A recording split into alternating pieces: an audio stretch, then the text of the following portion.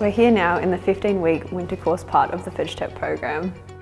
We're based here in the Fonterra Research and Development Centre in Palmerston North, where we build upon what we learnt during our factory placements.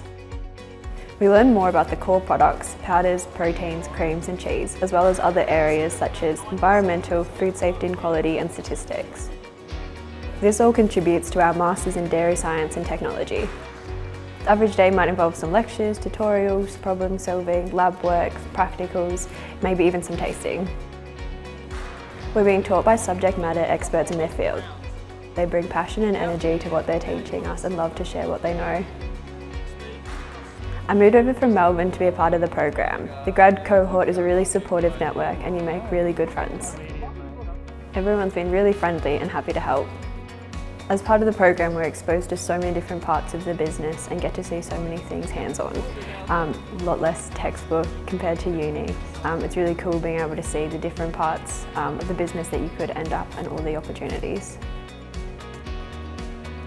A highlight for me with the program has been travelling around New Zealand to different manufacturing sites and making really good friendships and networks along the way.